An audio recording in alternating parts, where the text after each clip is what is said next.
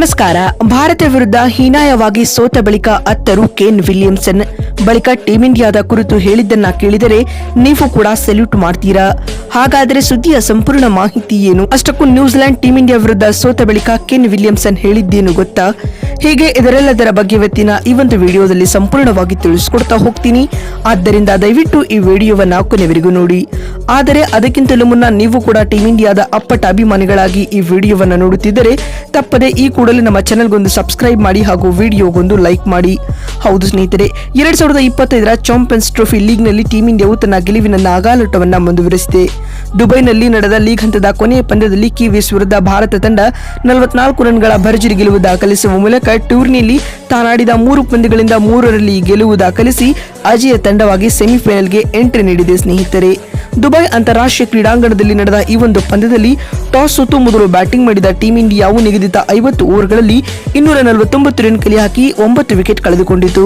ತಂಡದ ಪರ ಶ್ರೇಯಸ್ ಅಯ್ಯರ್ 98 ಎಸೆತಗಳನ್ನು ಎದುರಿಸಿ 79 ರನ್ ಬಾರಿಸಿ ಮಿಂಚಿದರು. ಇವರ ಈ 79 ರನ್ಗಳಲ್ಲಿ ಬರೋಬ್ಬರಿ 4 4 ಹಾಗೂ 2 6 ಒಳಗೊಂಡಿದ್ದವು. ಮತ್ತು ಇವರಿಗೆ ಸಾಥ್ ನೀಡಿದ ಅಕ್ಷರ್ ಪಟೇಲ್ 61 ಎಸೆತಗಳಿಂದ 42 ರನ್ ಬಾರಿಸಿದರು. ಮತ್ತು ಕೊನೆಯಲ್ಲಿ ಹಾರ್ದಿಕ್ ಪಾಂಡ್ಯ 45 ಎಸೆತಗಳಿಂದ 45 ರನ್ಗಳ ಹೊಡಿಬಿಡಿ ಆಟವನ್ನಾಡುವ ಮೂಲಕ ತಂಡದ ಮೊತ್ತವನ್ನ 200ರ ಗಡಿ ದಾಟಿಸಿದರು. ಸ್ನೇಹಿತರೆ, ಇನ್ನುಳಿದಂತೆ ಅತ್ತ ಕಿವೀಸ್ ತಂಡದ ಪರ ಮ್ಯಾಟ್ ಹೆನ್ರಿ ಪ್ರಮುಖ 5 ವಿಕೆಟ್ ಕಬಳಿಸಿ ಮಿಂಚಿದರು.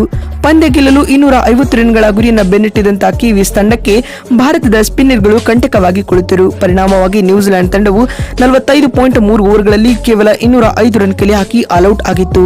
ತಂಡದ ಪರ ಕೇನ್ ವಿಲಿಯಮ್ಸನ್ 120 ಎಸೆತಗಳನ್ನು ಎದುರಿಸಿ 7 4ಗಳ ಸಹಾಯದಿಂದಾಗಿ 81 ರನ್ ಬಾರಿಸಿ ಏಕಾಂಗಿ ಹೋರಾಟ ನೀಡಿದರಾದರೂ ಕೂಡ ಅದು ಗೆಲುವಿಗೆ ಸಾಕಾಗಲೇ ಇಲ್ಲ. ಅಂತಿಮವಾಗಿ ಕಿವೀಸ್ ತಂಡವು ಈ ಪಂದ್ಯದಲ್ಲಿ 44 ರನ್ಗಳ ವಿರೋಚಿತ ಸೋಲು ದಾಖಲಿಸುವ ಮೂಲಕ A2 ತಂಡವಾಗಿ ಸೆಮಿಫೈನಲ್ಗೆ ಎಂಟ್ರಿ ನೀಡಿದೆ. ಸ್ನೇಹಿತರೆ, ಇನ್ನು ಟೀಂ ಇಂಡಿಯಾ ತಂಡದ ಪರ ವರುಣ್ ಚಕ್ರವರ್ತಿ ಪ್ರಮುಖ 5 ವಿಕೆಟ್ ಕಬಳಿಸಿ ಮಿಂಚಿದರು.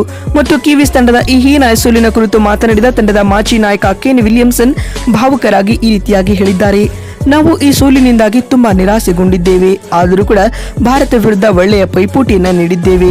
ಟೀಂ ಇಂಡಿಯಾ ಅಂತಹ ಬಲಿಷ್ಠ ತಂಡದ ವಿರುದ್ಧ ಇಂದು ನಮ್ಮ ಸಾಮರ್ಥ್ಯ ಏನು ಎಂಬುದು ಅರಿವಾಯಿತು ಮತ್ತು ಒಂದು ಹಂತದಲ್ಲಿ ನಾವು ಗೆಲುವಿನ ಸಮೀಪಕ್ಕೆ ಬಂದಿದ್ದೆವು. ಆದ್ಯಾಗೂ ನಮ್ಮ ಬೌಲಿಂಗ್ ಈ ಪಂದ್ಯದಲ್ಲಿ ಉತ್ತಮವಾಗಿತ್ತು ಮತ್ತು ನಮ್ಮ ಫೀಲ್ಡಿಂಗ್ ಔಟ್ ಸ್ಟ್ಯಾಂಡಿಂಗ್ ಆಗಿತ್ತು. ಇದ್ಯಾಗೂ ಮತ್ತು ನಮ್ಮ ಬ್ಯಾಟಿಂಗ್ ಈ ಸ್ಪಿನ್ ಟ್ರ್ಯಾಕ್ ಪಿಚ್ ನಲ್ಲಿ ನಮ್ಮ ಬ್ಯಾಟ್ಸ್ಮನ್ಗಳು ರನ್ ಬಾರಿಸಲು ಪರದಾಡಿದರು. ತಂಡದ ಸೋಲಿಗೆ ಇದೇ ಪ್ರಮುಖ ಕಾರಣವಾಯಿತು ಎಂದು ಕೇನ್ ವಿಲಿಯಮ್ಸನ್ ಭಾವುಕರಾಗಿ ಹೇಳಿದ್ದಾರೆ. ಮತ್ತು ಮಾತು ಮುಂದುವರೆಸಿದ ಅವರು, ಇದ್ಯಾಗೂ ನಾವು ಸೆಮಿಫೈನಲ್ ನಲ್ಲಿ ದಕ್ಷಿಣ ಆಫ್ರಿಕಾ ತಂಡವನ್ನ ಸೋಲಿಸಿ ಮತ್ತೆ ಟೀಂ ಇಂಡಿಯಾವನ್ನ ಫೈನಲ್ ನಲ್ಲಿ ಎದುರಿಸಿ ಆ ಪಂದ್ಯವನ್ನ ನಾವೇ ಗೆಲ್ಲಲಿದ್ದೇವೆ. ಮತ್ತು ಇಂದಿನ ಪಂದ್ಯದಲ್ಲಿ ರೋಹಿತ್ ರವರ ಕ್ಯಾಪ್ಟನ್ಸಿ ಉತ್ತಮವಾಗಿತ್ತು. ಅವರ ಆ ಬೌಲಿಂಗ್ ಚೇಂಜ್ ಹಾಗೂ ಫೀಲ್ಡ್ ಸೆಟಲ್ಮೆಂಟ್, ಅವರ ಸರಿಯಾದ ನಿರ್ಧಾರ ಕೈಗೊಳ್ಳುವಿಕೆ ಇವೆಲ್ಲವೂ ತಂಡದ ಗೆಲುವಿಗೆ ಪ್ರಮುಖ ಕಾರಣವಾಗಿತ್ತು ಎಂದು ಹೇಳುವ ಮೂಲಕ ಟೀಂ ಇಂಡಿಯಾದ ಕುರಿತು ಸೆಲ್ಯೂಟ್ ಮೂಡುವ ಹೇಳಿಕೆಯನ್ನ ಕೇನ್ ವಿಲಿಯಮ್ಸನ್ ನೀಡಿದ್ದಾರೆ. ಮತ್ತು ಮಾತು ಮುಂದುವರೆಸಿದ ಅವರು, ಶ್ರೇಯಸ್ ಅಯ್ಯರ್ ಮತ್ತು ಅಕ್ಷರ್ ಪಟೇಲ್ ಇಂದಿನ ಪಂದ್ಯದಲ್ಲಿ ಅತ್ಯದ್ಭುತವಾಗಿ ಆಟವನ್ನ ಆಡಿದರು ಎಂದು ತಿಳಿಸಿದ್ದಾರೆ. ಮತ್ತೊಂದು ವಿಡಿಯೋದಲ್ಲಿ ಸಿಗ್ತೀನಿ. ಅಲ್ಲಿವರೆಗೂ ನಮಸ್ಕಾರ, ಧನ್ಯವಾದಗಳು ಸ್ನೇಹಿತರೆ.